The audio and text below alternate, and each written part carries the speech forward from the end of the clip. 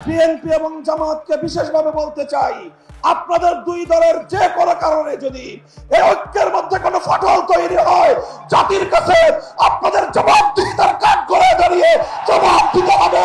জবাব নিয়ে ছাড়বো আমরা। বাংলাদেশে একটা দৃষ্টান্ত স্থাপন করতে চাই। আমাদের যে অভিন্ন লক্ষ্য আল্লাহর দ্বীনকে বিজয়ী করা, আল্লাহর জমিনে খেলাফত প্রতিষ্ঠার যে সংগ্রাম, এই সংগ্রামে আমরা ইস্পাত কঠিন একটি ঐক্য গড়ে তুলতে চাই।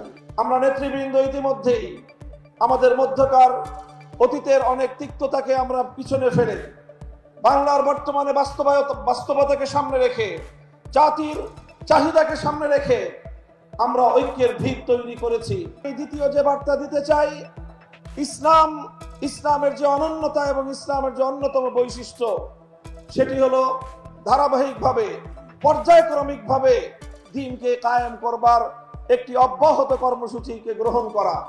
আল্লাহ রাসূল সাল্লাল্লাহু আলাইহি ওয়াসাল্লাম একদিন এই খেলাফত কায়েম করেননি।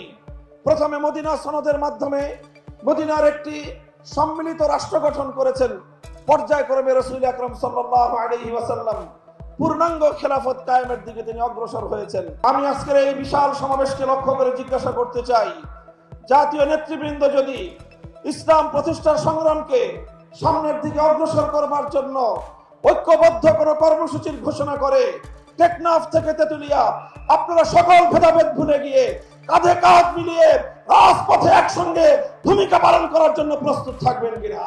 ভারতীয় আধিপত্যবাদ রুখে দাঁড়ানোর জন্য আমাদের যে ঐক্য করতে হবে, সেখানে যেভাবে আমাদের ইসলামপন্থীদের বলিষ্ঠ ভূমিকা থাকতে হবে, ঠিক তেমনি ভাবে জাতীয়তাবাদী সহ দেশপ্রেমিক সকল শক্তিকে ঐক্যবদ্ধ করে এই আধিপত্যবাদকে আমাদেরকে রুখতে হবে। বিএনপি এবং জামাতকে বিশেষভাবে বলতে চাই, আপনাদের দুই দলের যে কোনো কারণে যদি এই ঐক্যের মধ্যে কোনো ফাটল তৈরি হয়, জাতির কাছে আপনাদের জবাবদিহিতার কাঠ করে দাঁড়িয়ে জবাব দিতে হবে। জবাব নিয়ে ছাড়বো আমরা। আমি সকলকে উদাত্ত আহ্বান জানাতে চাই, ফ্যাসিবাদ এবং তার দোসরদেরকে বাংলাদেশের রাজনীতিতে পুনর্বাসন ঠেকানোর জন্য আমাদের গড়ে ওঠা ইস্পাত কঠিন রাজপথের ঐক্য ধরে রাখতে হবে।